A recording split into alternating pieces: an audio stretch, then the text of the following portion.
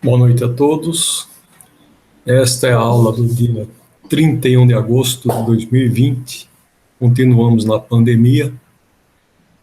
E hoje a sala está lotada com apenas uma aluna que vai fazer a prece de abertura.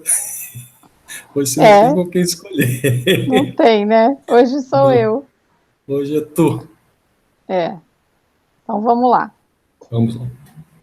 Vamos agradecer que estamos bem de saúde, estamos com disposição para assistir mais uma aula e aprender mais um pouquinho daquilo que todos têm curiosidade, que é nossa vida espiritual. Que tenhamos uma semana de muita paz, muita produtividade, muita cooperação e que tudo corra bem. Pai nosso que estais nos céus, santificado seja o vosso nome, venha a nós o vosso reino, seja feita a vossa vontade, assim na terra como no céu. O pão nosso de cada dia nos dai hoje, perdoai as nossas ofensas, assim como nós perdoamos a quem nos tem ofendido. E não nos deixeis cair em tentação, mas livrai-nos de todo mal, que assim seja, graças a Deus, graças a Jesus. Assim seja. Obrigado, Cristina. Então vamos para a leitura do Evangelho. Nós estamos no capítulo 13, o item 5, o óbolo da viúva. Jesus, sentado diante do tesouro do templo, observava de que maneira o povo aí lançava o dinheiro, e que várias pessoas ricas depositavam muito. Vindo uma pobre viúva, depositou somente 2 moedinhas. Então Jesus, chamando seus discípulos, disse-lhes: Em verdade vos digo que esta pobre viúva deu mais que todos os que depositaram dinheiro nesse cofre, pois todos os outros deram de sua abundância, mas ela, em sua indigência, deu tudo o que tinha, tudo o que possuía para viver. Muitas pessoas lamentam por não poderem fazer todo o bem que gostariam, por falta de recursos suficientes. E se desejam a fortuna, dizem, é para fazer um bom uso dela. A intenção é louvável, sem dúvida, e talvez muito sincera para alguns. Mas é certo que para todos ela seja completamente desinteressada? Não há aqueles que, desejando fazer o bem aos outros, ficariam bem acomodados em começar a fazê-lo a si mesmos, em dar-se algumas alegrias a mais, em prover-se um pouco do supérfluo que lhes falta, contanto que depois deem o resto aos pobres? Essa segunda intenção, que talvez dissimulem para si mesmos, mas que encontrariam no fundo do seu coração, se fossem escavá-lo, anula o mérito da intenção, pois a verdadeira caridade pensa nos outros antes de pensar em si. O sublime da caridade, nesse caso, seria buscar em seu próprio trabalho, através do emprego de suas forças, de sua inteligência e seus talentos, os recursos que faltam para realizar suas generosas intenções. Nisso estaria o sacrifício mais agradável ao Senhor. Infelizmente, a maioria sonha com meios mais fáceis de enriquecer-se, repentinamente e sem trabalho, correndo atrás de quimeras, como as descobertas de tesouros, uma oportunidade favorável aleatória, o reembolso de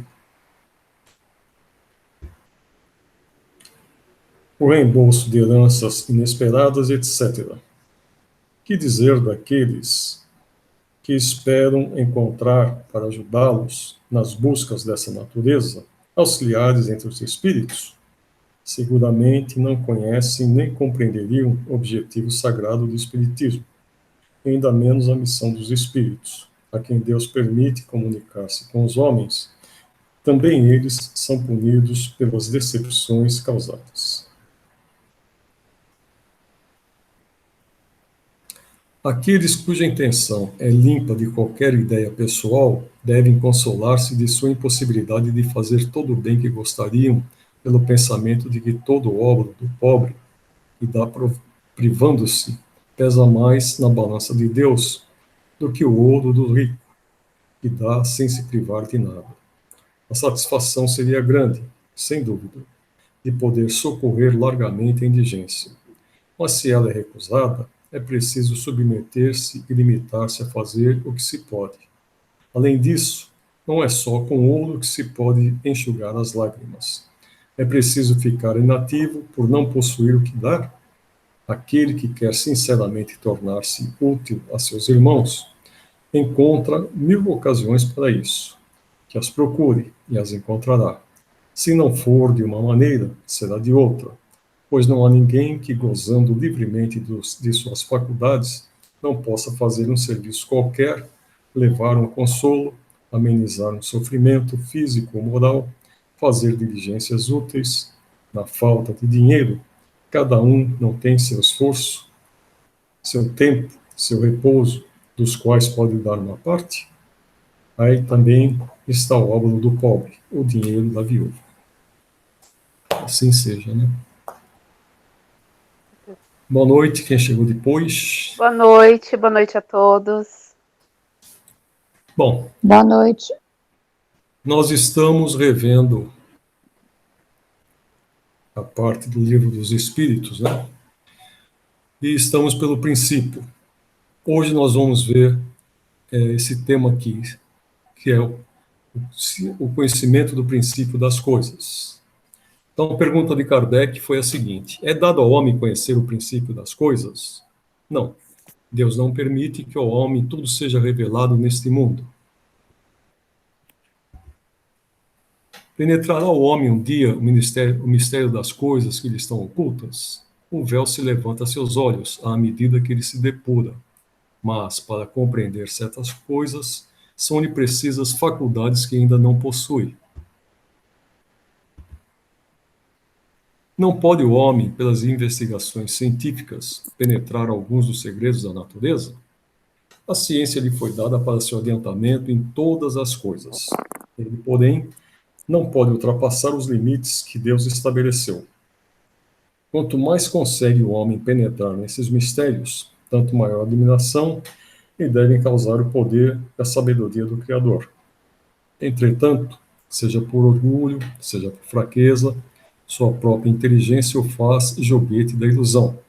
Ele amontoa sistemas sobre sistemas, e cada dia que passa lhe mostra quantos erros tomou por verdades, e quantas verdades rejeitou como erros.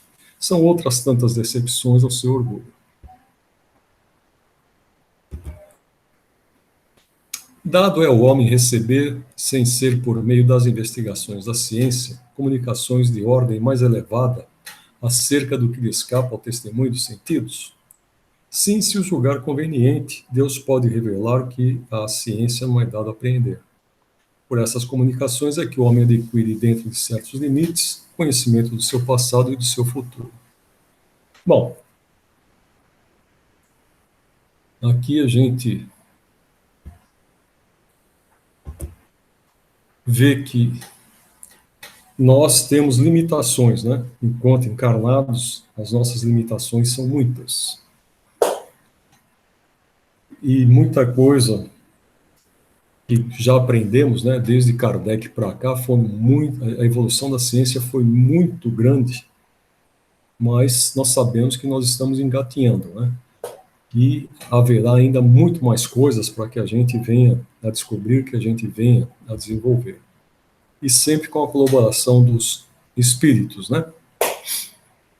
Então, muitas coisas que a pessoa acha que ela que está descobrindo, na realidade, é um conhecimento que vem ou pelo contato que ele teve quando fora do corpo, ou que ele tenha sido preparado antes da sua reencarnação para levar aquele conhecimento à humanidade, não importa qual meio, mas sempre haverá o concurso dos espíritos, ou do próprio Deus, né, para que esse conhecimento chegue na época certa. Vocês concordam com isso ou vocês discordam? Ou desconcordam? Você não está transmitindo. Quem que está falando baixinho aí que eu não estou ouvindo? Não está transmitindo a tela. Ah, é. É que eu queria ver se vocês Se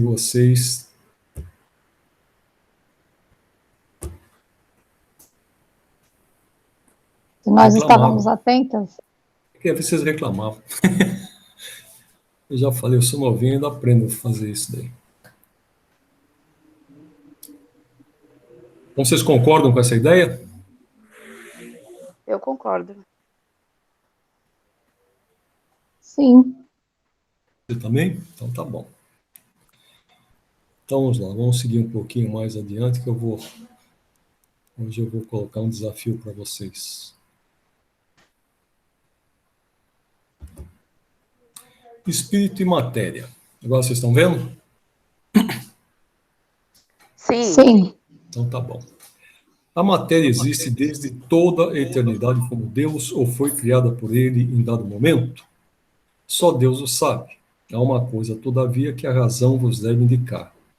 É que Deus, modelo de amor e caridade, nunca esteve inativo. Por mais distante que logreis figurar o início de sua ação, podereis concebê-lo ocioso um momento que seja?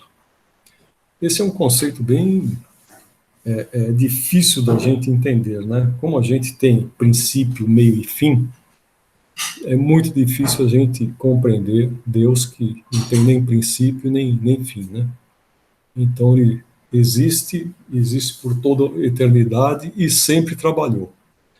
Então, dentro do nosso conceito materialista, a gente quer saber onde foi o princípio e quando será o fim. E não, é um conceito, é uma abstração que a gente não consegue fazer, por melhor que seja o nosso raciocínio, né? Ainda estamos limitados às analogias que a gente consiga fazer com as coisas que a gente já compreende.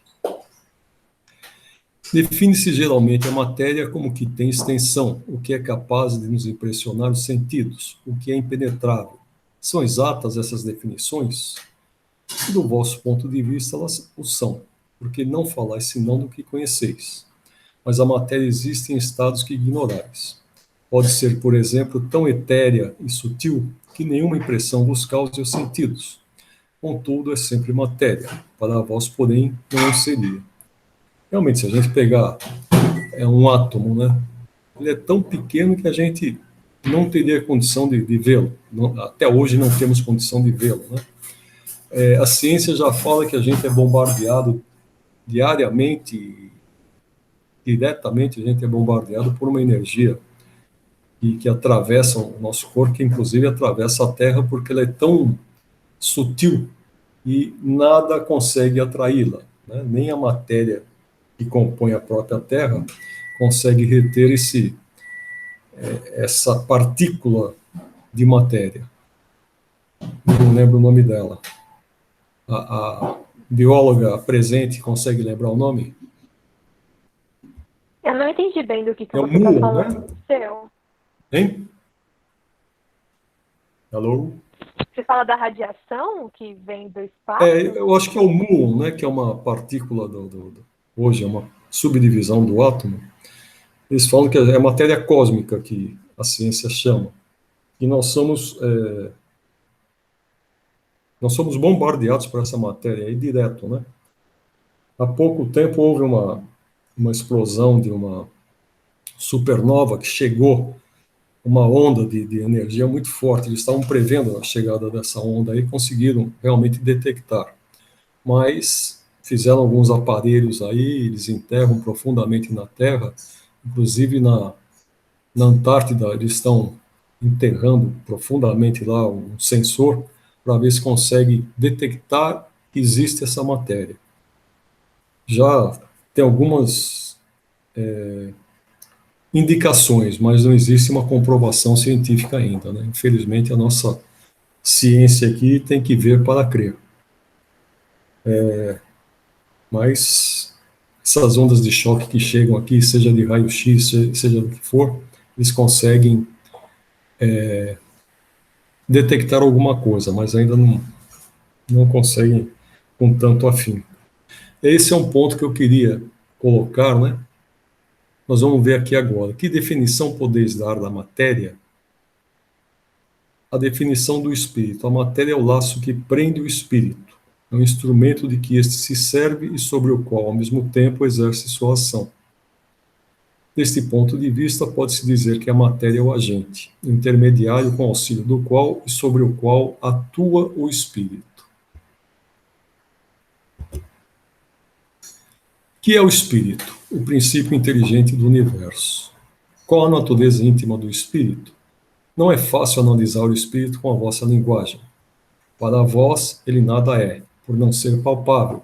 Para nós, entretanto, alguma coisa. Ficais sabendo, coisa nenhuma é o nada, e o nada não existe. Aqui tem um, um trocadilho que o espírito faz, né? Mas ele fala que não existe o nada. Então, aquilo que a gente achava que no espaço não haveria nada, hoje já sabe-se que existe, inclusive, a matéria escura, né? Agora, todo o nosso conhecimento ele é calcado em cima de matéria. Então, a gente fala, você tem matéria e tem energia. Mas toda energia que a gente conhece, ela é oriunda da matéria. Então, por exemplo, energia elétrica. O que é isso daí? São os átomos que eles estão migrando de um campo para o outro que fazem energia elétrica, né?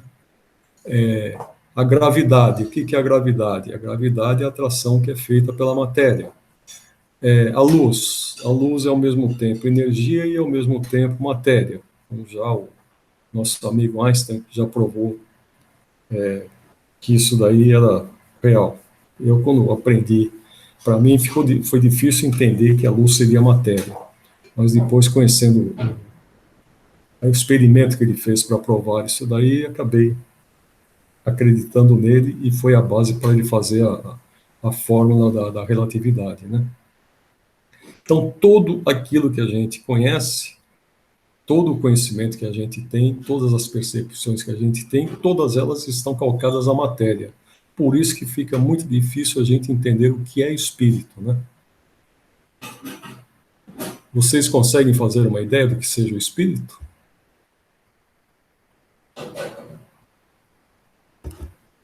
Sim ou não? Olha, eu não, assim, talvez em palavras eu não saiba explicar, mas é uma energia.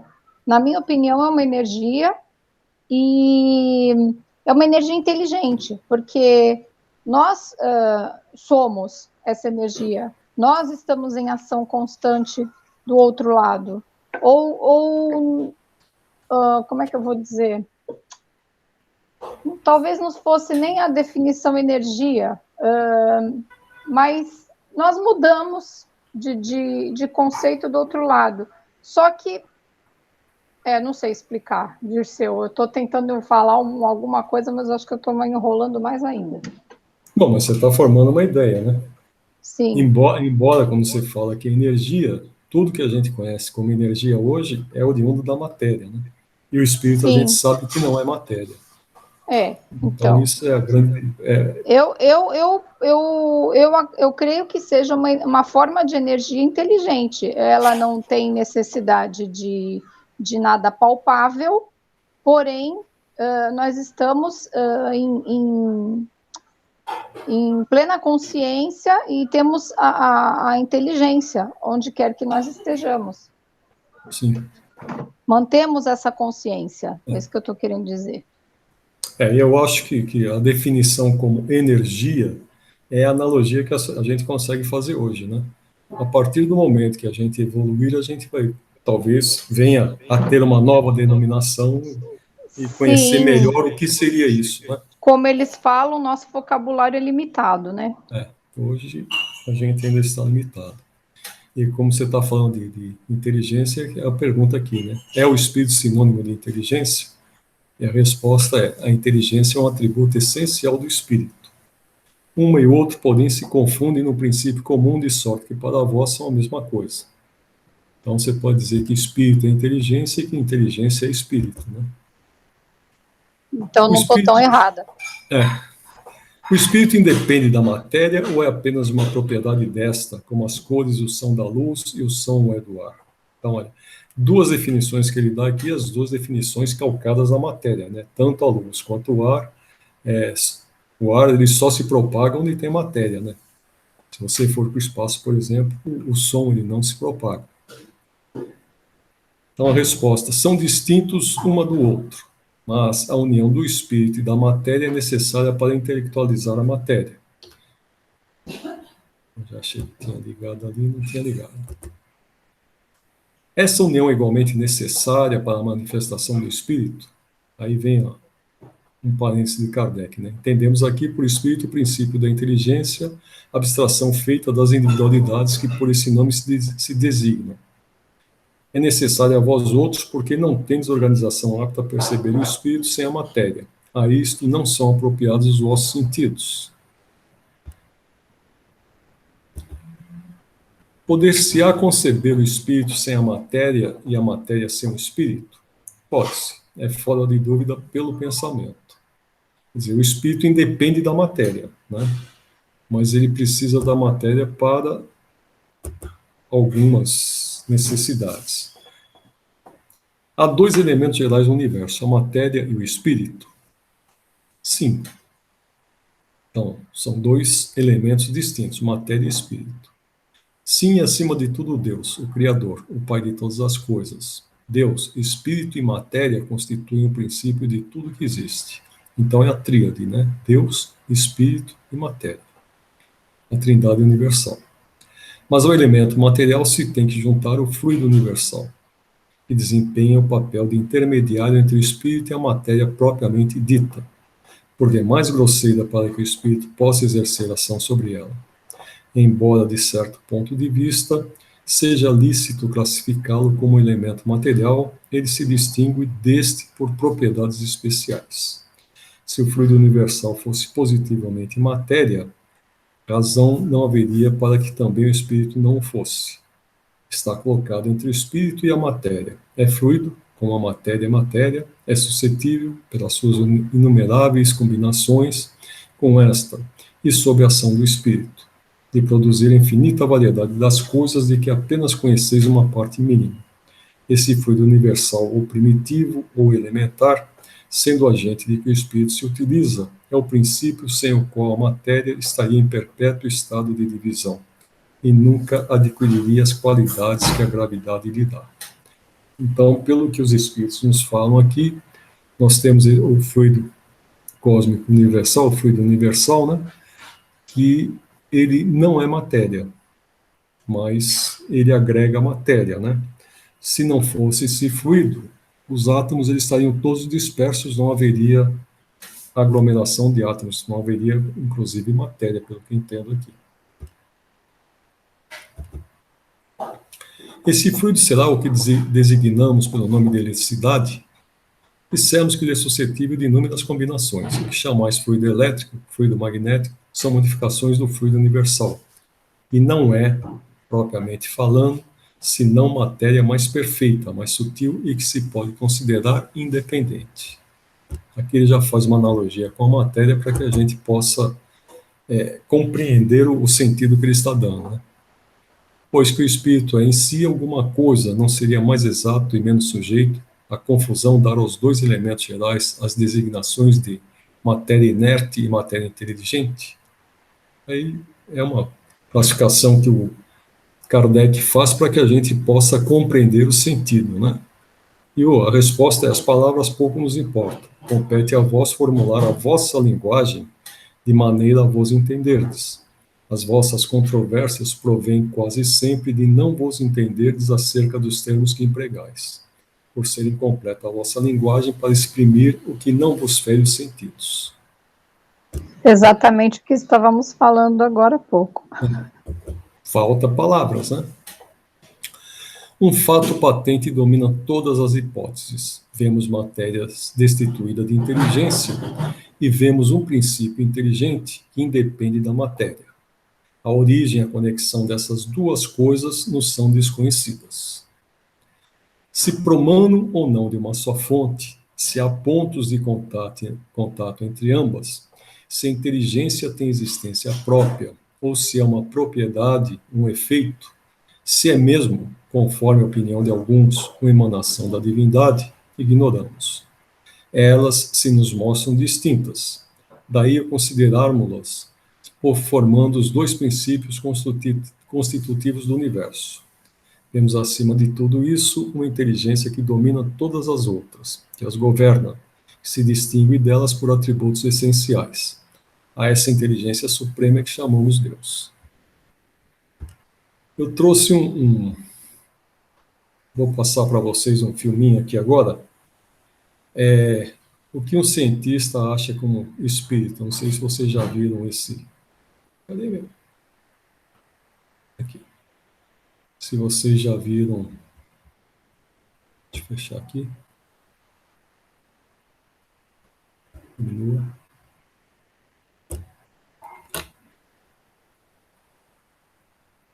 Não sei se vocês já viram esse filme. Entrevista com Marcelo Gleiser no Pedro Bial.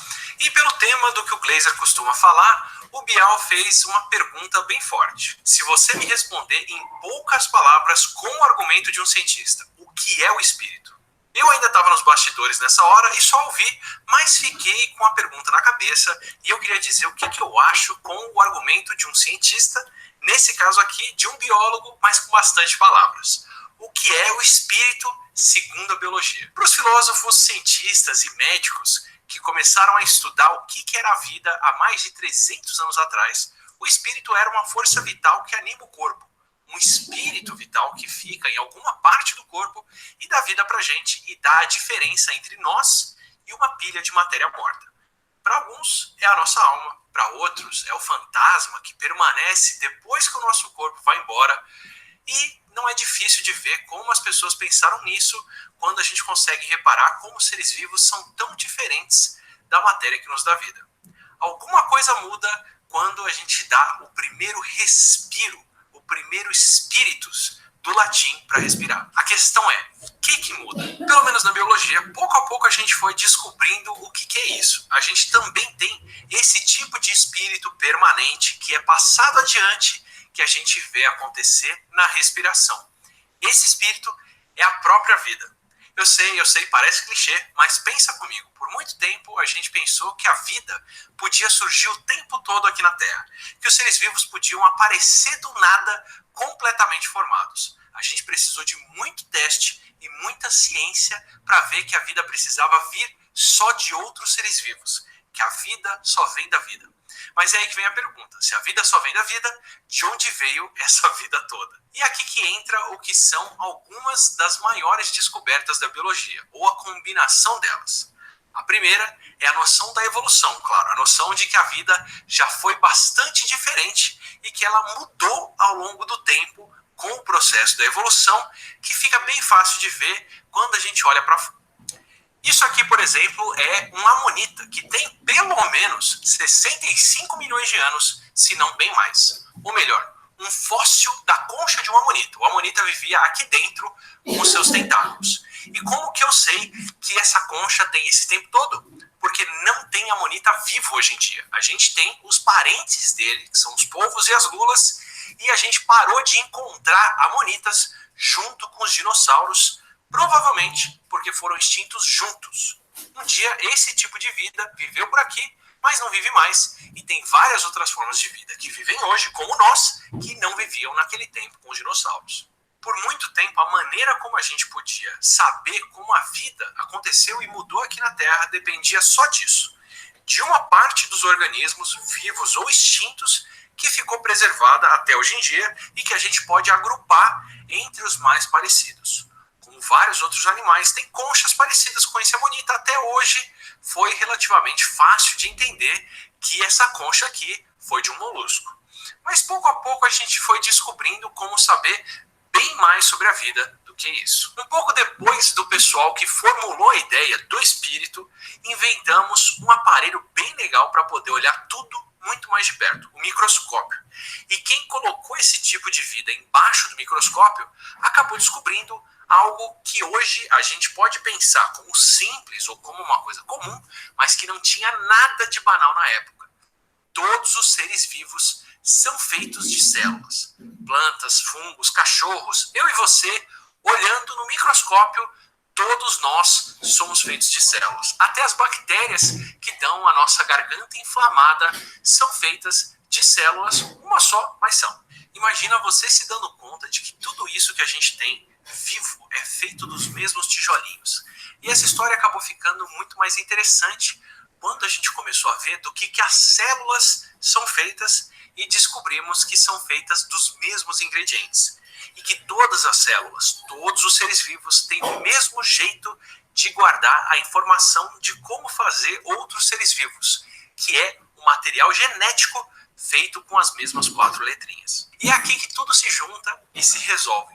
Quando a gente descobre algo que para mim é muito mais marcante e até mais importante, na década de 1970 a gente descobriu que também podíamos comparar esse material genético dos seres vivos e baseado nessa comparação, no quão parecido ele é, a gente podia saber do parentesco entre nós. Eu, você e todos os seres humanos vivos compartilhamos, por exemplo, boa parte do nosso material genético.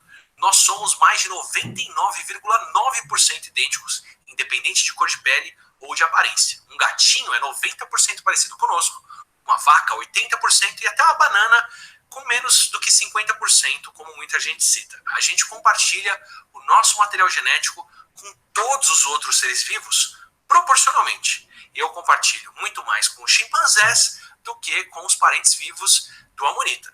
Mesmo assim, todos os seres vivos compartilham parentesco por mais distantes que eles sejam. Até eu e o amonita, quando era vivo. Todos nós viemos da mesma vida.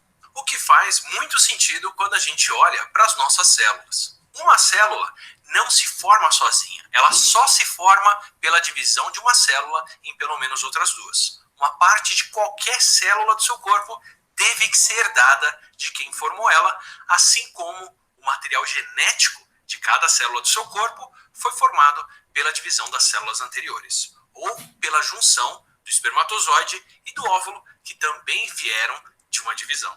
Isso quer dizer que todas as células que existem hoje, as minhas, as suas, as trilhões de bactérias que estão por aí, vieram de outras células se dividindo, que vieram de outras, que vieram de outras, que vieram lá de trás do nosso último ancestral comum de toda a vida, que era uma célula que bem provavelmente não foi o primeiro ser vivo aqui, mas foi o primeiro ser vivo que deu origem a todos nós. A todas as células que formam toda a vida que a gente conhece até hoje e que já passou por aqui. Algumas continuaram formando bactérias, outras mudaram tanto de caminho, mudaram tanto o material genético que formaram amonitas e acabaram sendo extintas. E outras formaram animais com ossos, como nós, que aí estamos aqui para poder contar essa história. Esse é o espírito da vida. Essa é a descoberta que eu acho mais profunda sobre o que é a vida e como ela é inteira interligada. Uma das ideias, para mim, mais bonitas. Quando as nossas células respiram, quando a gente solta o nosso espírito, estamos continuando uma reação que faz energia, que acontece há pelo menos 3,5 bilhões de anos, sem parar. Uma célula passando essa tocha olímpica para as próximas que ela forma. Em um grau ou em outro, todos nós somos parentes, nós somos todos relacionados, todos nós estamos ligados por esse sopro vital. E por isso a gente não tem como dar vida para uma pedra, ela só pode vir de outra vida. Então, se você está próximo do Natal ou de qualquer outra data comemorativa que você celebra a união das pessoas mais próximas e das dádivas que nós recebemos, aproveita para lembrar dessa dádiva, da vida que você recebeu. A mesma vida, esse mesmo espírito que anima das bactérias, as plantas, dos cogumelos, a todos os animais que a gente vê e os que já se foram. Das células que nós herdamos desde o começo da vida por aqui e que por bilhões de anos nos deu o sopro vital e nos fez todos relacionados. Boas festas, bom proveito desse dom, desse espírito que você e que as suas pessoas queridas receberam.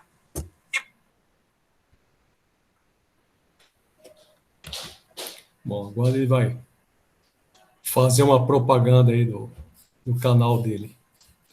O que vocês acharam do conceito dele?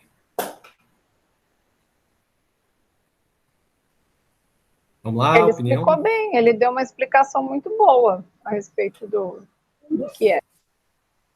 Sim, eu não sei se ele é espírita ou não.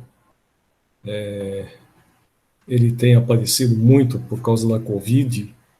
Já desde o início ele vem comentando sobre essa pandemia, né? Então ele está muito em evidência. Mas ele tem um outro programa aí que é um sobre nerd. Então ele já tem bastante experiência de trazer o seu conhecimento. Ele não é biólogo, ele é biomédico. Mas ele fala muito de história. E a bióloga, o que achou? É Tamires, diferente a exposição dele, né? sim. Ele relacionou o espírito com a vida em si. Tipo, tudo que tem vida a gente considera espírito, porque veio do mesmo lugar. É uma visão diferente. Eu achei interessante que ele fala também do sopro da vida, né? E tentar entender a respeito do que nós acabamos de falar aí, que é do fluido universal, né? Do fluido que dá vida. Realmente, tudo que tem vida tem esse fluido. Esse é o fluido que dá vida, seja animal, seja vegetal, seja nos outros reinos que tem aí, mas todos precisam desse fluido, que é realmente aquilo que nos deu a vida, né? E esse conceito que nós começamos de uma célula qualquer há 3 bilhões e meio de anos, e que ela foi se dividindo e foi se modificando, foi sofrendo uma série de alterações, e hoje tem toda essa pleia de existências que tem aí, de seres, né, sejam animais, sejam vegetais, sejam dos outros reinos, que todos eles tiveram a mesma origem, né? E isso é o sopro de Deus, né? Começa com uma coisa bem simples e vai se ampliando com o passar do tempo. Então, vamos ver aqui um pouquinho a respeito das propriedades da matéria. Agora eu vou fazer diferente, agora eu vou apresentar mesmo.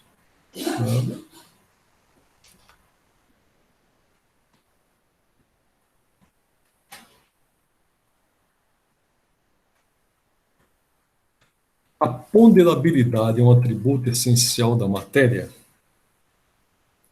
Da matéria, como entendeis, sim. Não, porém, da matéria considerada fluido universal. A matéria etérea e sutil que constitui esse fluido vos é imponderável, nem por isso, entretanto, deixa de ser o princípio da vossa matéria pesada.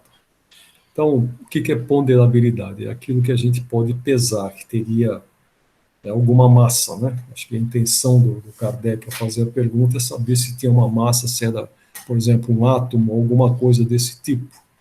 E pela resposta que ele dá aqui, deve ser algo semelhante, mas não igual. Então, são coisas que fogem, ainda não temos conhecimento suficiente para definir o que seja. A gravidade é uma propriedade relativa, fora das esferas de atração dos mundos, não há peso, do mesmo modo que não há alto nem baixo. Realmente, não há alto nem baixo, né? Agora, o nosso peso é dado aqui na Terra pela atração que a própria Terra faz, que é a gravidade.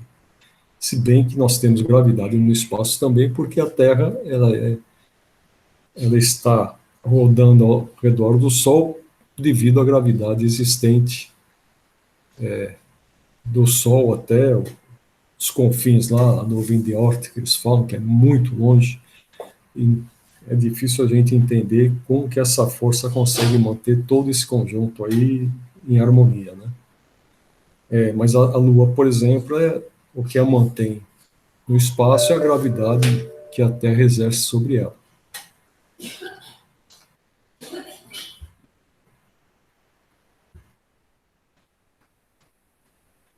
A matéria é formada de um só ou de muitos elementos? De um só elemento primitivo. Os corpos que considerais simples não são verdadeiros elementos, são transformações da matéria primitiva.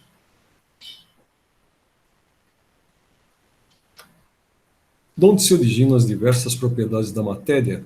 são modificações que as moléculas elementares sofrem por efeito da sua união em certas circunstâncias. Bom, em relação à matéria, quando ele fala aqui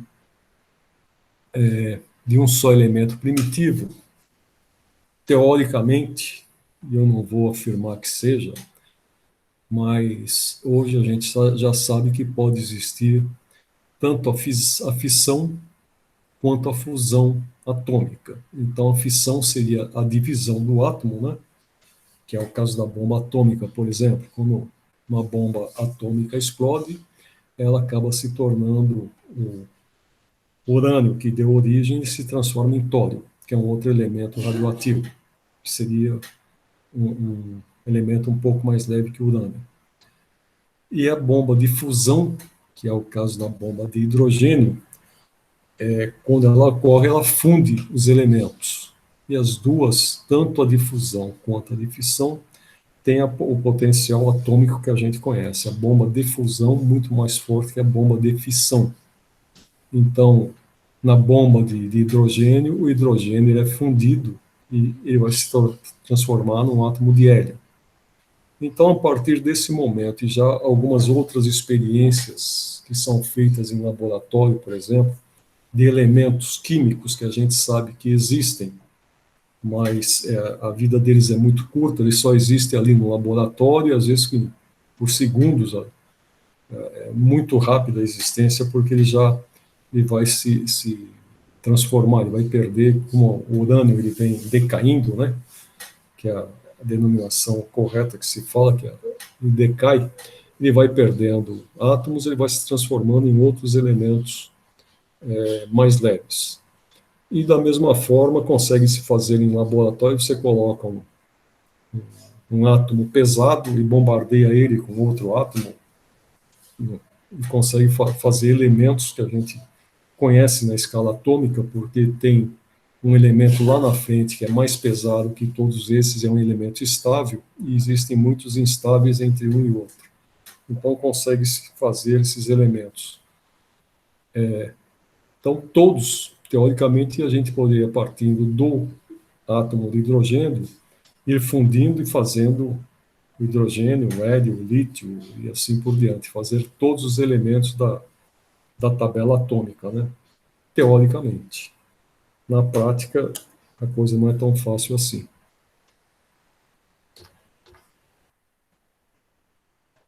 De acordo com o que vindes dizer, os sabores, os odores, as cores, o som, as qualidades venenosas ou salutares dos corpos que passam de modificações não passam de modificações de uma única substância primitiva? Sem dúvida, e que só existem devido à disposição dos órgãos destinados a percebê-las.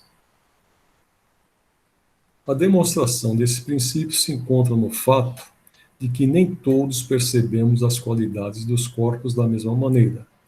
Enquanto uma coisa agrada ao gosto de um, para o de outro é detestável. O que uns veem azul, outros veem vermelho. O que para uns é veneno, para outros é inofensivo ou salutar. Realmente, o odor é causado, é o gás que emana do produto que a gente está sentindo o cheiro, né? A cor é o reflexo da luz naquela superfície. E o som, quando ele tem que passar pelo ar ou pela água, né? Mas ele tem que ter a matéria ali para que a onda dele se propague. E da mesma forma, o veneno ou o remédio, né? Dizem que a diferença entre o veneno e o remédio é a dose, né? Então, por isso é que chama droga. A mesma matéria elementar é suscetível de experimentar todas as modificações e de adquirir todas as propriedades? Sim, é isso que se deve entender quando dizemos que tudo está em tudo. Então, oxigênio, hidrogênio, azoto, carbono e todos os corpos que consideramos simples são meras modificações de uma substância primitiva. Na impossibilidade em que ainda nos achamos de remontar, a não ser pelo pensamento, a esta matéria primária, esses corpos são para nós verdadeiros elementos e podemos, sem maiores consequências, tê-los como tais até nova ordem. Nota de Kardec. Este princípio explica o fenômeno conhecido de todos os magnetizadores e que consiste em dar-se pela ação da vontade a uma substância qualquer, a água, por exemplo, propriedades muito diversas, um gosto determinado e até as qualidades ativas de outras substâncias. Desde que não há mais do que um elemento primitivo e que as propriedades dos diferentes corpos são apenas modificações desse elemento, o que se segue é que a mais inofensiva substância tem o mesmo princípio que a mais deletéria.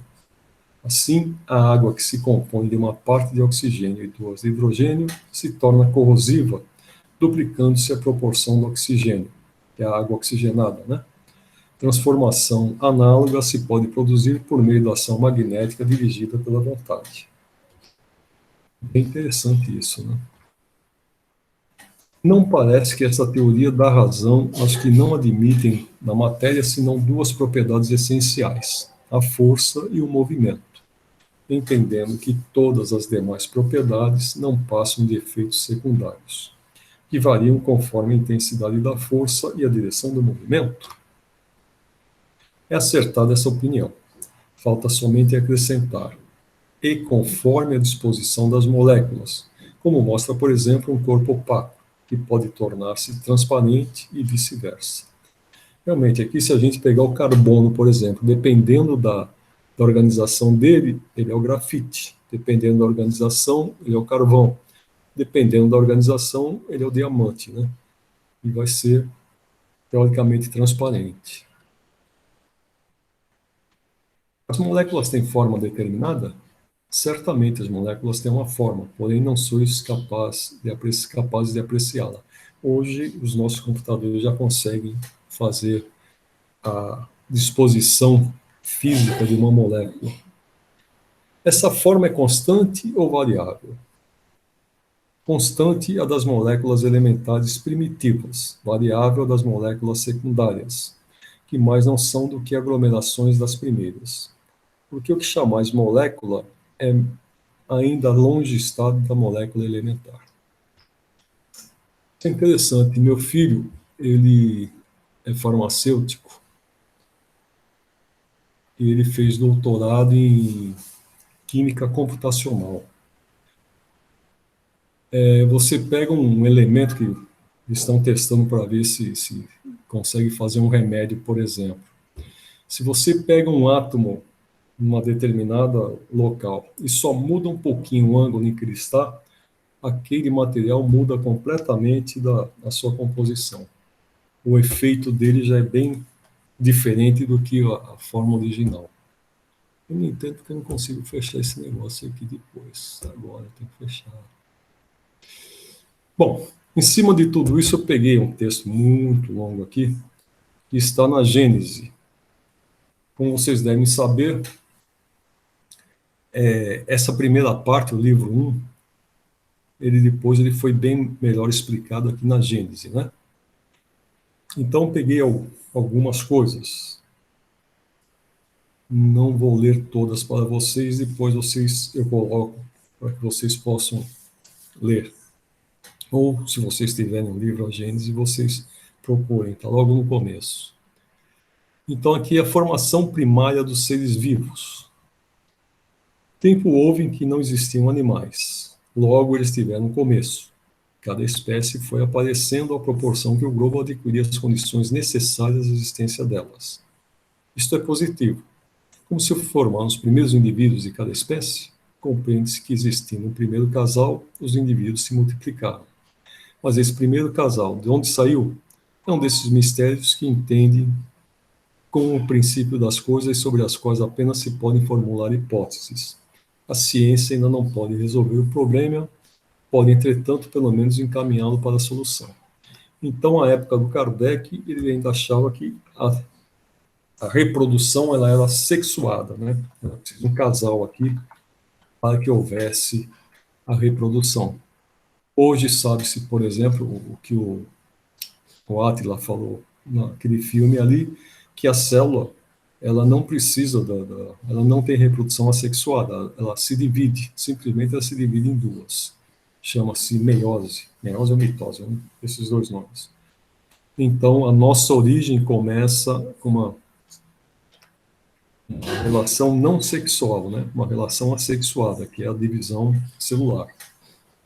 Hoje, a gente precisa como seres humanos, a gente, para gerar um outro ser humano, a gente precisa dos dois sexos, né? Macho e fêmea, para que a gente consiga atingir o nosso,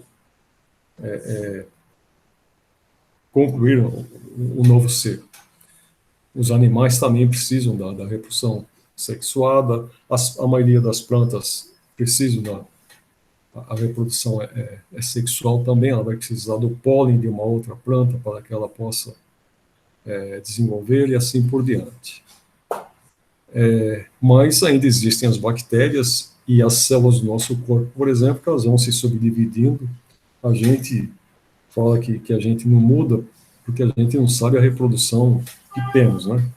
Eu não sei em quanto tempo todas as células do nosso corpo elas são praticamente trocadas. Antigamente achava-se que as células do cérebro, as células nervosas, elas não se reproduziam. Hoje já se sabe que sim, elas se reproduzem.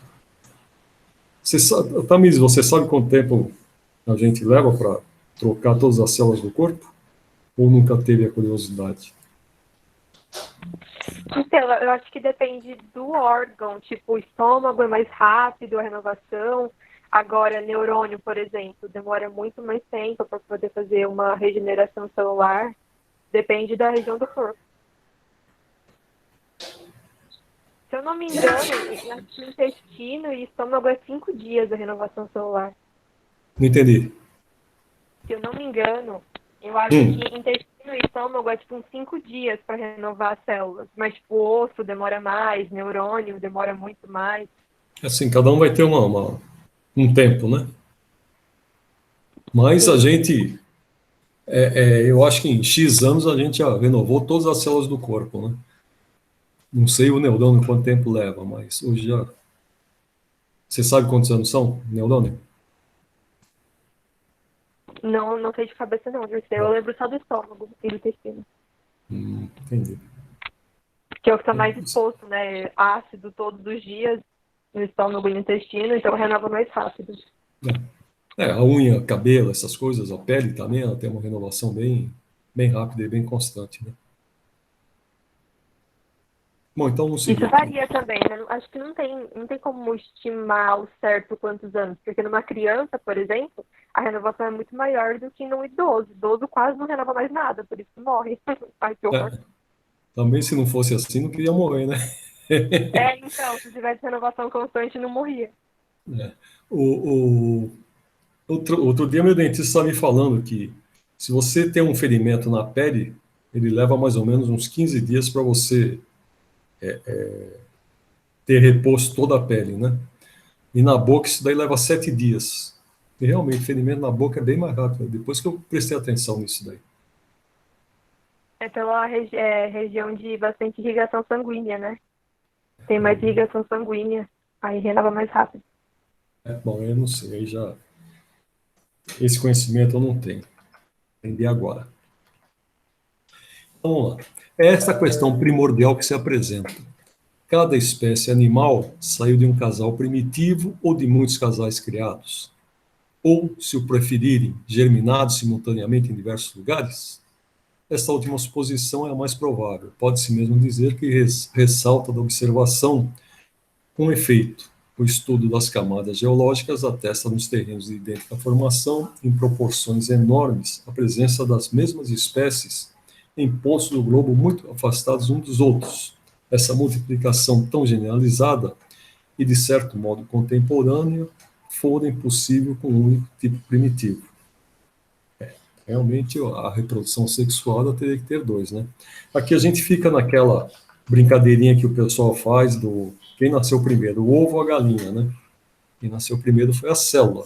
E o ovo é uma célula, então provavelmente começamos não com o ovo, mas com a célula, que depois se tornou um ovo. Aqui ele fala que é a teoria de Charles Darwin. Onde é que está? Aqui é no final aqui. Outro lado, a vida de um indivíduo, sobretudo do indivíduo nascente, está sujeita a tantas vicissitudes e toda a criação poderia ficar comprometida sem a pluralidade dos tipos, o que implicaria uma imprevidência inadmissível na parte do Criador Supremo. Aliás, se num ponto um tipo se pode formar, em muitos outros pontos ele se poderia formar igualmente por efeito da mesma causa. Tudo, pois, concorre a provar que houve criação simultânea e múltipla dos primeiros casais de cada espécie animal e vegetal. Esse conceito aqui já estaria mais ou menos irreal, né? A gente sabe que no princípio aqui todos os continentes estavam juntos, que se chamava Pangeia, que esses continentes foram se separando depois de algum tempo. E por isso que a gente encontra animais em todos os continentes, porque no início eles estavam todos juntos. Então não houve criação, talvez o próprio princípio, né, mas casais sendo criados em várias localidades. Provavelmente foi uma mutação que aconteceu ali e a partir dali começa a se propagar. O que o Charles Darwin fala todos nós partimos de um mesmo animal ancestral e viemos, por mutações, a gente vai tendo uma evolução. E sempre persiste aquele cuja mutação lhe trouxe um benefício maior do que os outros. Esse daí acaba prevalecendo sobre os demais, né? Por isso que, por exemplo, o homem de Neandertal, embora ele tenha cruzado com o Homo sapiens, o homem de Neandertal acabou sendo extinto, porque o sapiens ele tinha características que o deixavam em melhor condição do que o Neandertal.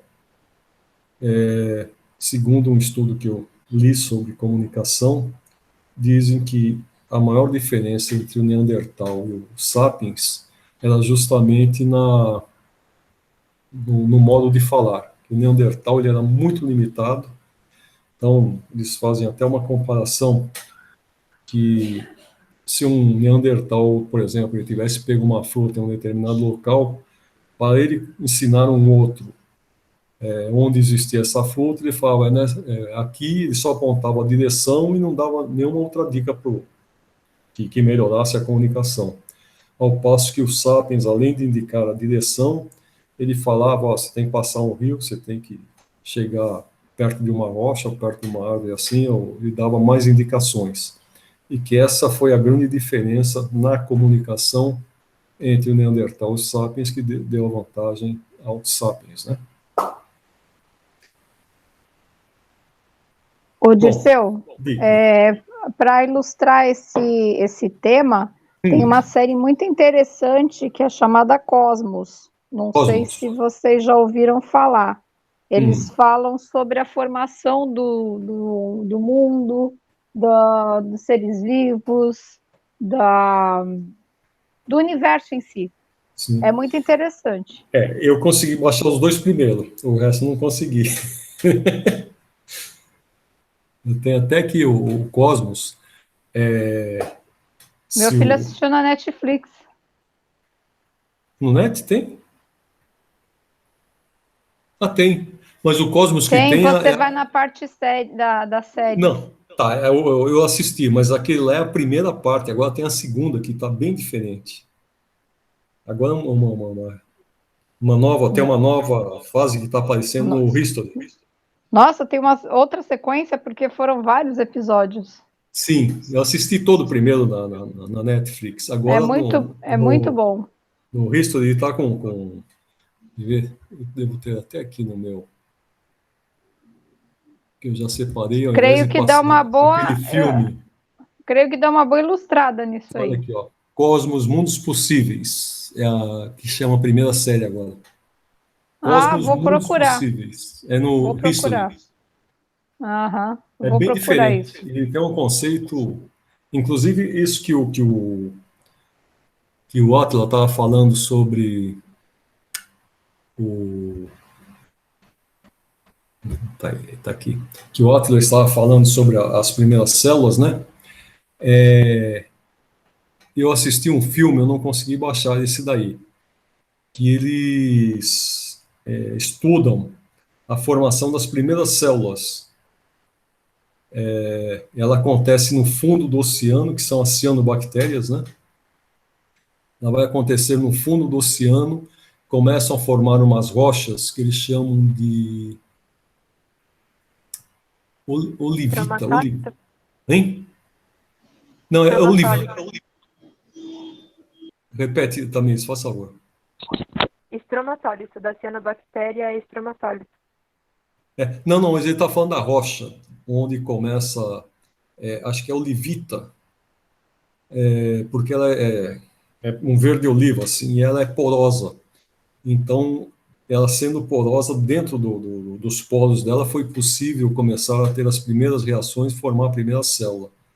Ele vai até lá com aquela navezinha dele. Muito interessante isso daí.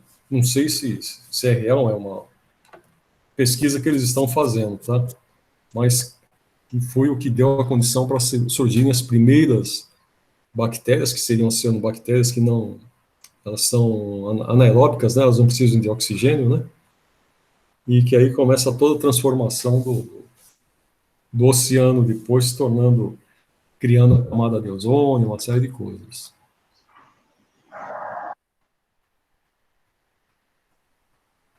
Então aqui, olha, a química considera elementares umas tantas substâncias como o oxigênio. Bom, hoje tem 100 e tantos elementos químicos, né? Combinando-se, eles formam os corpos compostos, que são os óxidos, os ácidos, os álcalis, os sais e as inúmeras variedades que resultam na combinação desses. A combinação de dois corpos para formar um terceiro exige especial concurso de circunstâncias, seja um determinado grau de calor, de sequidão ou de umidade, seja um movimento ou repouso, seja uma corrente elétrica, etc. Se essas circunstâncias não se verificarem, a combinação não se operará por meio da seleção natural. As espécies teriam evoluído pelo processo de seleção natural, ou seja, os indivíduos mais aptos a sobreviver em um determinado ambiente apresentam mais probabilidade de gerar uma prole que herde suas características genéticas, que, por sua vez, sofrem imperceptíveis mutações genéticas de geração em geração. Ao longo de séculos, o acúmulo de pequenas mutações genéticas acaba resultando em grandes modificações e aperfeiçoamentos se compararmos com a primeira geração daquela espécie, podendo surgir até novas espécies bem diversas da primeira. Bom, isso aqui é uma realidade, né? A teoria mais aceita atualmente é, então, a de que todas as espécies do planeta estão, de alguma forma, interligadas, das mais simples às mais complexas. Se a gente olhar o feto, eu acho que tem até uma... Na primeira aula, aqui na apresentação, tem alguma coisa... O girino, a formação da ave, o ser humano, todos têm o mesmo formato no início. Ah, é? Deixa eu ver se eu tenho a foto aqui. Sim. Não está aqui. Aliás, são várias espécies, né? Não é? Eu estou falando das aves e no caso dos girinos, né? Mas são outras espécies também. O formato do embrião é igual. Aí, conforme ele evolui, ele vai modificando no caso, em nós, as pernas e os braços, no girino, as patas traseiras, nas aves, as asas, e assim vai.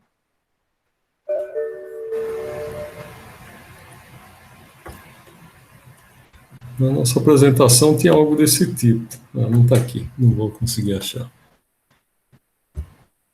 Mas realmente, eles são muito parecidos, né? Se a gente pegar... Parecem todos a mesma coisa. Sim, se você pegar numa determinada idade, né? Todos eles, todos os fetos ali, se você colocá-los todos juntos, as fotos que tinha aqui. Depois eu vou procurar, vou colocar para vocês no Zap. Aí tem o que é ave, o que é o sapo, né? O que é o ser humano e assim por diante. Mas você vai vendo as diferenças. O peixe, a diferença é muito pequena de um embrião para o outro.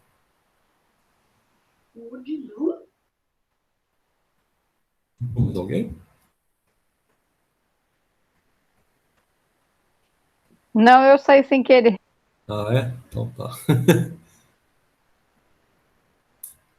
Eu vou colocar isso aqui, hoje não consegui baixar. Então vamos voltar aqui ao texto. Quando há combinação, os corpos componentes perdem suas propriedades características, enquanto o composto que deles resulta adquire outras diferentes daquelas. É assim, por exemplo, que o oxigênio e o hidrogênio, que são gases invisíveis, quimicamente combinados, formam a água que é líquida, sólida ou vaporosa, conforme a temperatura. Na água, a bem dizer, já não há oxigênio nem hidrogênio, mas um corpo novo. Decomposta essa água, os dois gases tornados livres recobram suas propriedades. Já não há água. A mesma quantidade desse líquido pode ser, assim, alternativamente decomposta e recomposta ao infinito. Você achou? Achei, eu acho que é essa que você estava falando. Só que você não consegue colocar. Você achou a Eu imagem? estava procurando também. Ah, é? Então não precisa pôr, depois você expõe. Põe no Zap. Deixa eu ver se eu acesso aqui. Ah, tá aqui.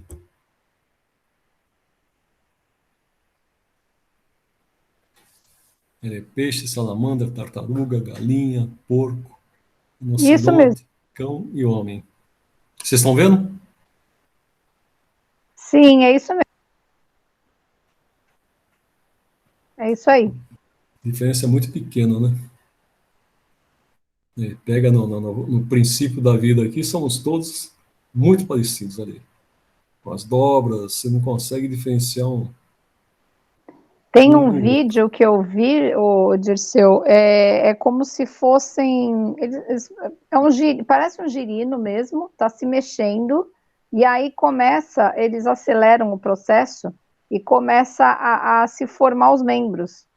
É muito interessante esse vídeo. Eu não sei, eu não lembro onde foi que eu vi. Aí eu Deve falo, ser, gente, parece a mesma coisa, e aí vai se modificando conforme vai crescendo, né?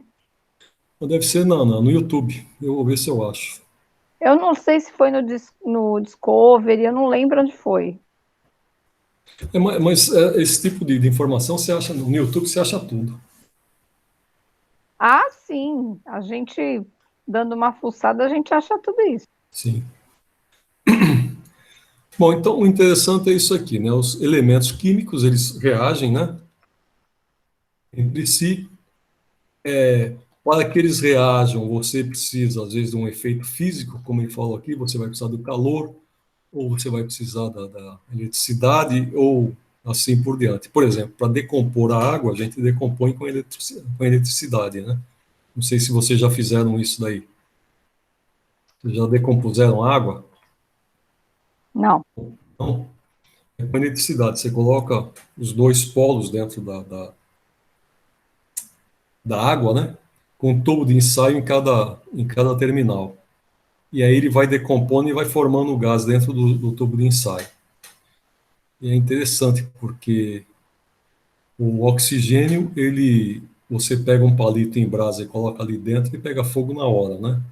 E o hidrogênio, se você colocar o palito em brasa, ele já explode ali na tua mão.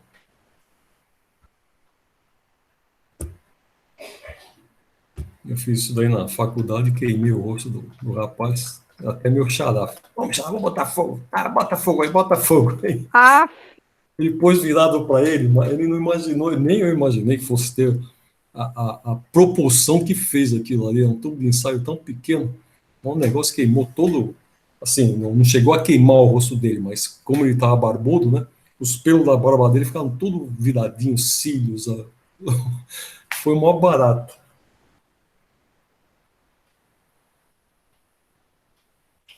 Vamos dar uma acelerada aqui. Bom, dê uma olhada na Gênese, né? Que está falando de corpos, essa parte de matéria.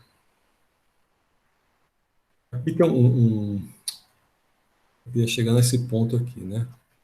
Vou voltar aqui para a gente pegar todo o texto do parágrafo.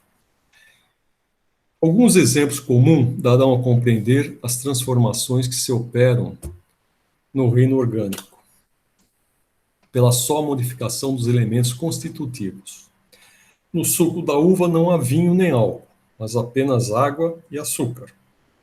Quando o suco fica maduro e são propícias as condições, produz-se nele um trabalho íntimo, a que se dá o nome de fermentação.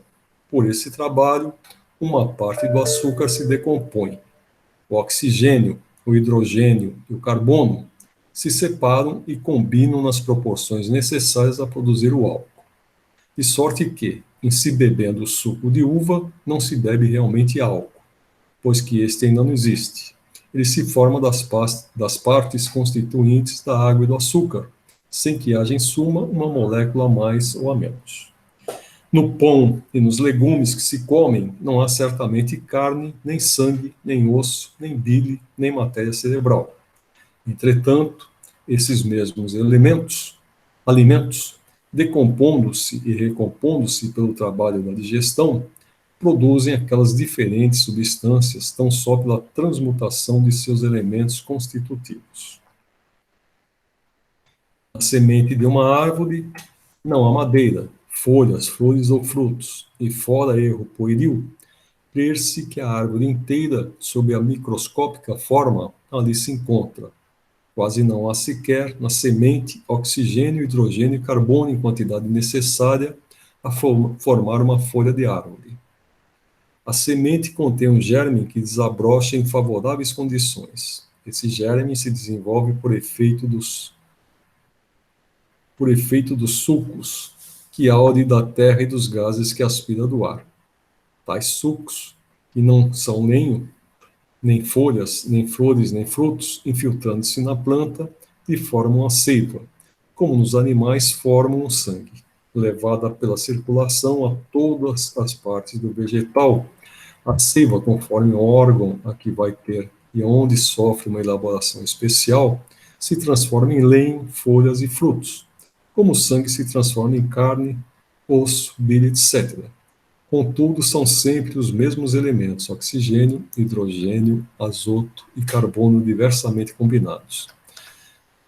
Então, aqui uma nota de Kardec. O quadro abaixo da análise de algumas substâncias mostra a diferença de propriedades que resulta da só diferença na proporção em que entram os elementos constituintes. Então, sobre 100 partes, nós temos no açúcar de cana, 42.470 carbonos, 6.900 hidrogênios e 50.630 oxigênio. No açúcar de uva, 36.710 carbonos, 6.780 hidrogênios e 10 oxigênio. Então, diminui aqui a proporção de carbono e aumenta a proporção de hidrogênio e oxigênio em relação a um açúcar e outro, né? Que devem ser os sabores que tem, diferenciando o açúcar da cana do açúcar de uva. No álcool, ele tem 51.980 carbonos, 13.700 hidrogênio e 34.320 oxigênio. No azeite de oliveira, 77.210 carbonos, 13.360 hidrogênio e 9.430 oxigênio.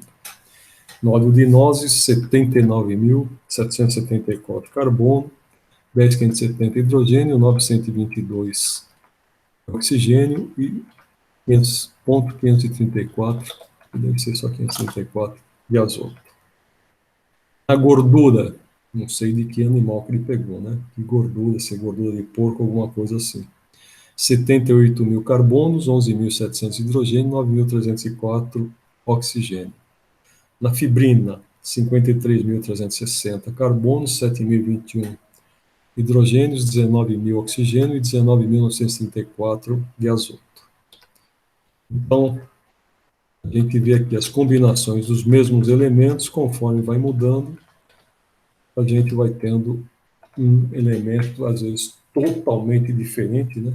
Se a gente pega aqui o azeite de oliva para o óleo de nozes, são diferentes.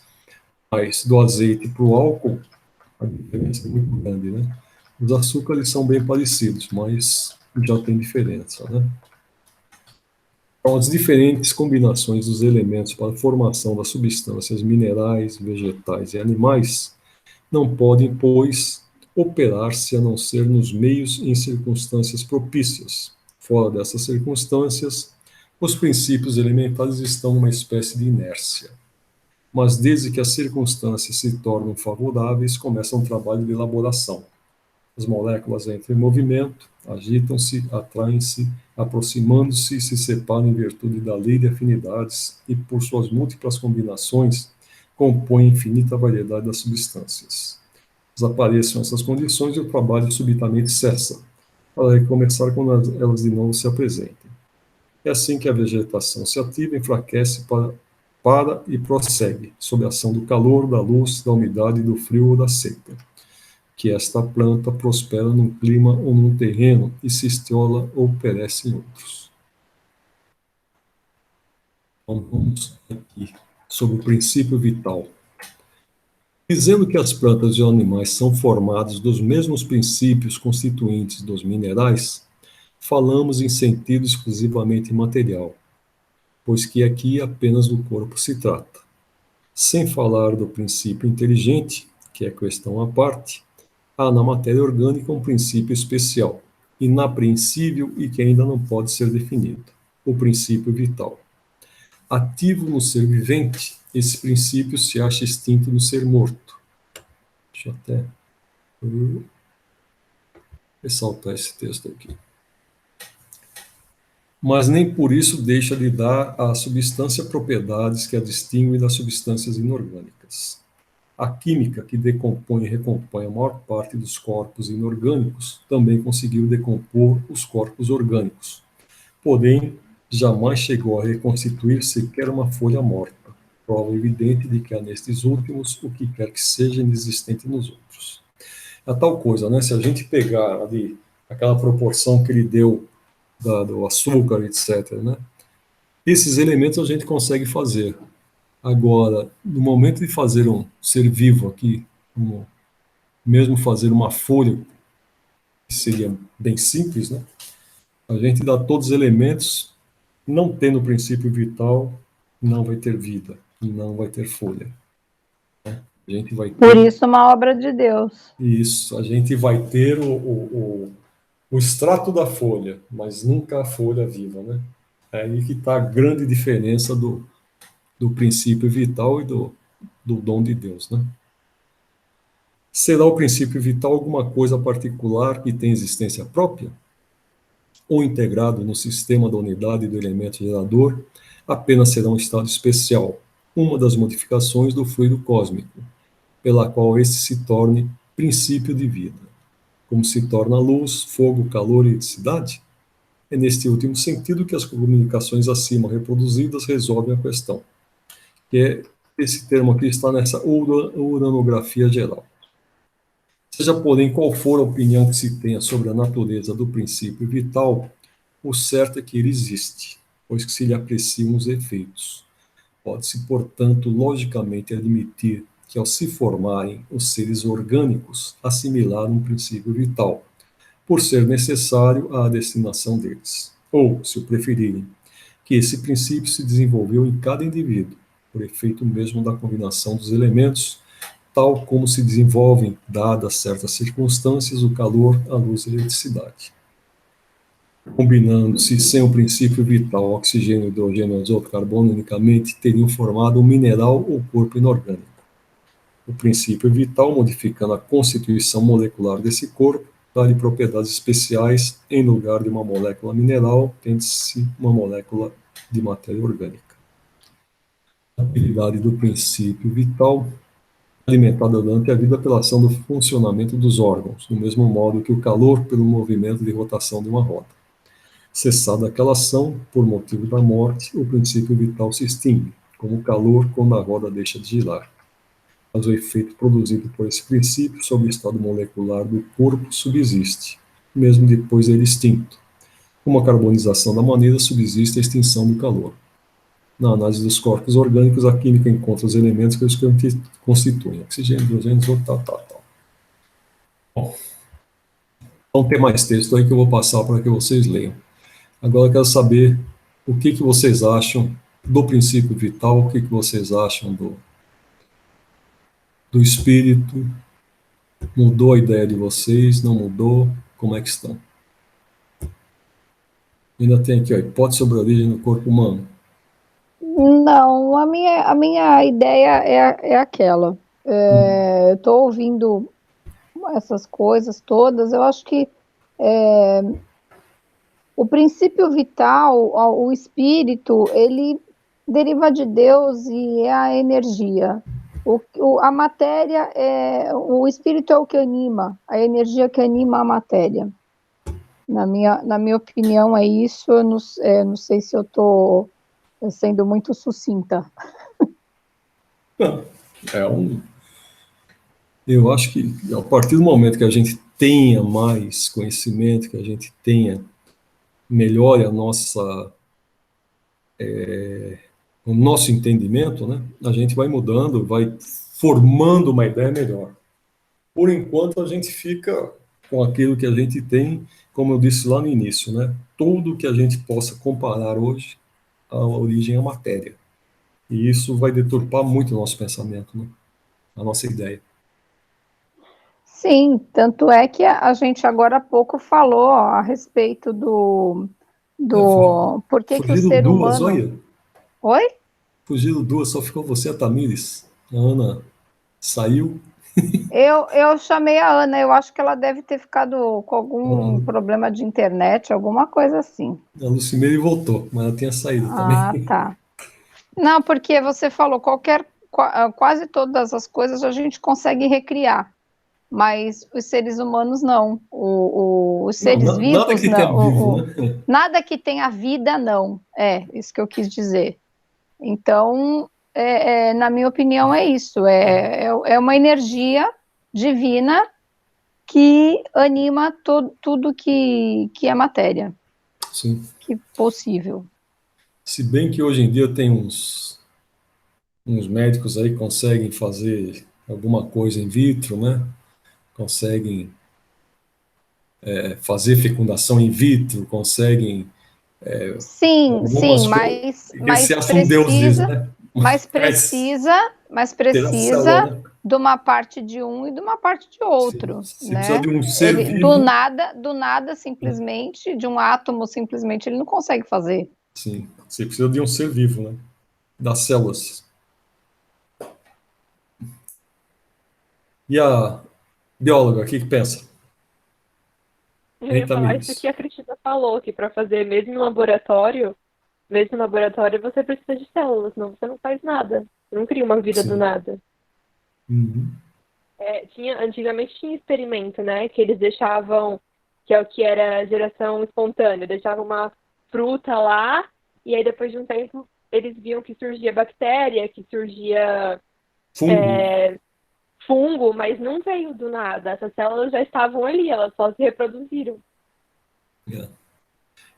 Se você pegar na Gênese, o Kardec fala sobre a geração espontânea, principalmente na farinha, né, que surgia os bichos na farinha e tal, o pessoal acreditava que tinha geração espontânea.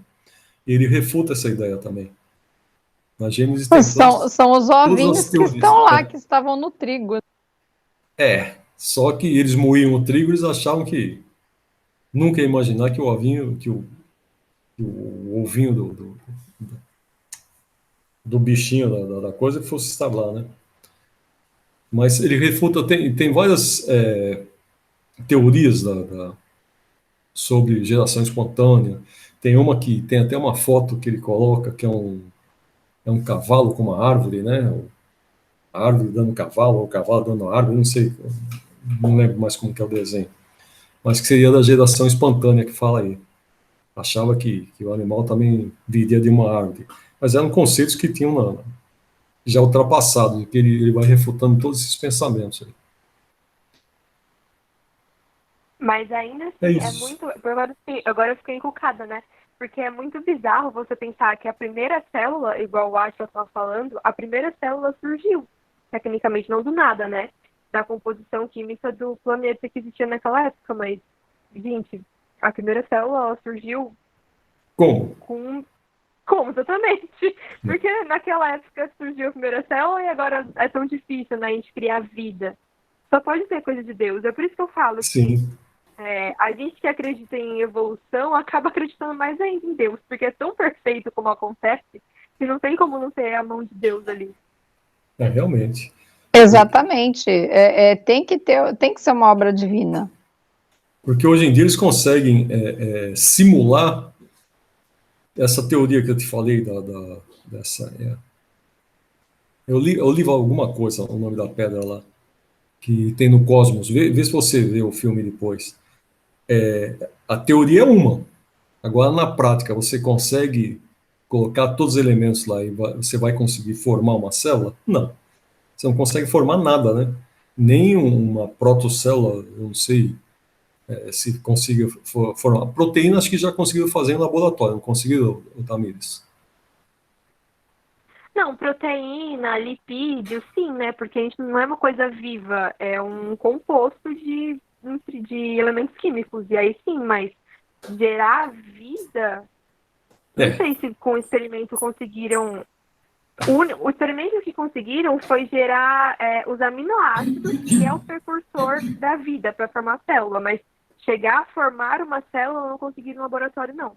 Chegaram não. a formar as coisas que precisam para formar a célula, que foi quando eles fizeram um laboratório, reconstituíram um laboratório, como seria a atmosfera primitiva, o oceano primitivo, e jogou raio, né? Jogou A eletricidade descarga lá elétrica, para né? tentar simular a formação da primeira célula. Aí formou os compostos da célula, mas a célula não formou, não. Até porque eu acho que é um processo muito lento. Faltou o dedinho de Deus lá. Não, fora que através dessa série, eles falam, as coisas demoraram muitos milênios para acontecer. Não Sim. foi de uma hora para outra. Bom, é isso aí. Esse mês, você quer falar alguma coisa? Boa noite. Não, tranquilo, boa noite. Boa noite. Estou só ouvindo aqui, só aprendendo. Então tá bom. Bom, quem é que vai fazer a oração de despedida aí pra gente? Ah, bom, a semana que vem é feriado, né? Que filme que vai assistir? Vocês estão lembrados que tinha combinado lá do filme? Ah, é o Sim, Kardec, né? O filme do era o Kardec. Kardec, né, que elas iam ver, quem não viu. Isso. Eu vou colocar depois no WhatsApp pro pessoal. Uhum. Se alguém achar algum lugar para assistir de graça, compartilha lá.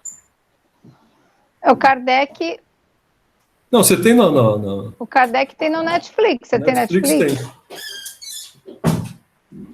O Kardec tá no Netflix já? Tá. Sim, Já sim. faz tempo, já tá até saindo. Ah, então tá bom. Eu tinha visto no YouTube quando eu vi. No Não, YouTube tem partes, né? Eu acho que Não, no tem YouTube tem o filme inteiro também. completo também. Tem. Bom, isso aí. Quem que vai fazer a oração de despedida para mim? Agora a Tamires e a Lucimeire. Tira Sorteia. para mim, para aí. Não, deixa minha mãe, ela não falou nada a aula inteira. Ah, é? Eu faço. Pode começar? Sim, deixa eu tirar o meu microfone.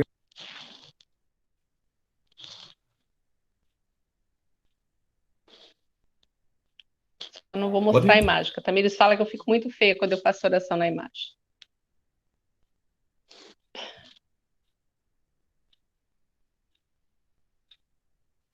Pode começar, Cícero? Sim, pode ir. Então, vamos agradecer a Deus mais uma vez, né, por essa aula. Pedir a Deus que cada vez mais abra nossa mente, para que nós absorvamos todos os ensinamentos, que a gente fique cada vez mais perto dos conhecimentos de Deus. Agradecer também porque a gente está com saúde, nossa família, nossos entes queridos, enquanto que tanta gente aí, né, falecendo com esse Covid que está longe, parece de acabar.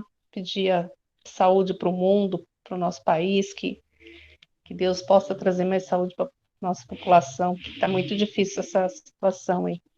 Então, agradecendo a Deus por mais essa aula, pedimos em nome dele a oração que ele nos ensinou. Pai nosso que estais no céu, santificado seja o vosso nome. Venha a nós o vosso reino, seja feita a vossa vontade, assim na terra como no céu. O pão nosso de cada dia nos dai hoje. Perdoai as nossas ofensas, assim como nós perdoamos a quem nos tem ofendido, e não os deixeis cair em tentação, mas livrai-nos de todo mal, que assim seja, graças a Deus, e que Maria, Mãe de Jesus, passe na frente e nos livre de todo o mal que está nos assolando agora. Amém. Que assim seja. Então, obrigado. Boa semana a todas. Boa noite, boa semana para todos. Bom filme a semana que vem. Boa noite, bom feriado para vocês. Bom feriado Vocês para também. todos. Tchau, tchau. Tchau. Para a gravação.